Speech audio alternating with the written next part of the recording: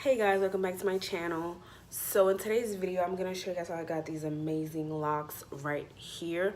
I used the Bobbi Boss Bae Locs. I think they just came out.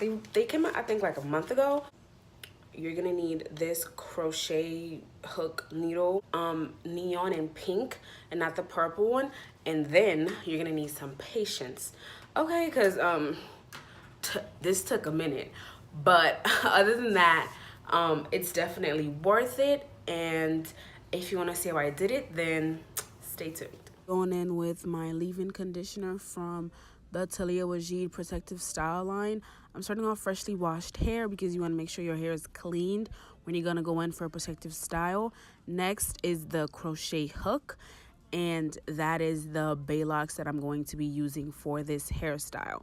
Now for each section, I'm going to go in with my growth oil because you want to make sure your hair is moisturized because it's going to be stayed into the style for a long time. So we want to make sure it's actually protected while it's there.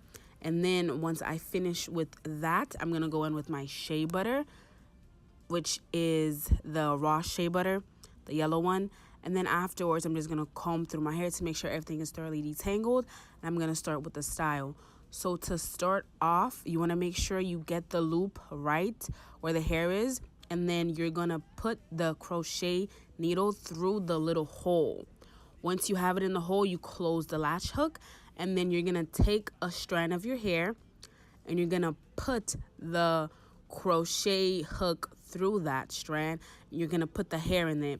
So when you finish with that, then you're going to braid your hair. So essentially, you're going to be braiding the crochet hair into your own hair.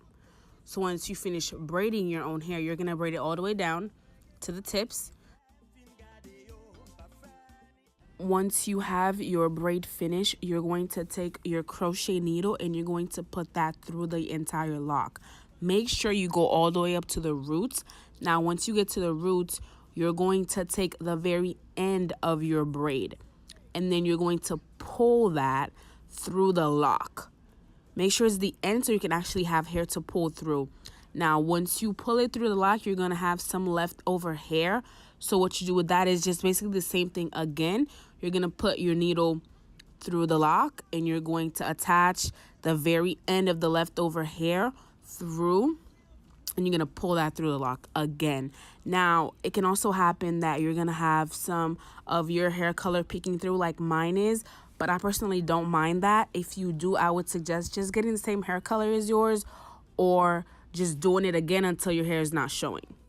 Now, when you're going to do the initial braid, make sure you tighten the braid at the roots. Not necessarily the whole braid, but the roots have to be a little bit tight so that the lock can stay put and it doesn't move when you're going to go in with the needle. So just make sure the root of your braid is secure so that your lock doesn't move. The most important part about this method really is pulling your hair through the lock. Once you get that method down, you're going to finish your hair real quick because you want to make sure when you pull your hair, you have all the hair. Some parts are going to stick out. Sometimes you got to go back and do it again. But once you have the method down, you're going to finish your hair real quickly. I would say this will take you about maybe 2 hours max to finish your hair, depending on the length of your hair and how big your sections are. But it really is not going to take you long once you get that down for sure. Just to go over it once more, you're going to put the lock through a strand of your own hair and then you're going to braid that hair.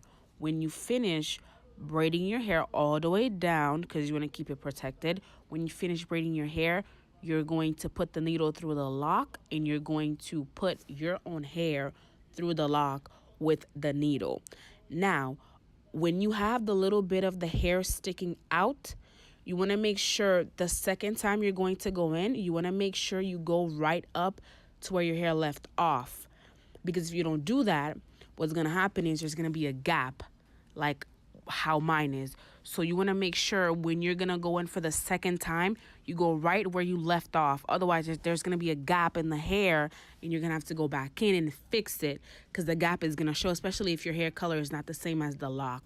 So just make sure when you're going to go in with the needle for your braid inside of the lock, you're going to make sure you go back exactly where you left off.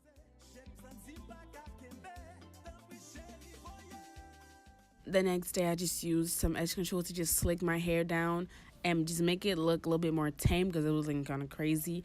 And that's about it, really. You can do baby hairs if you want to, really, it's up to you. And with this method, you can actually style your hair however you want to, like in the middle, to the side, go crazy. And that's about it. You should be all set. And that is it for this video. Thank you guys so much for watching. I'll see you next time.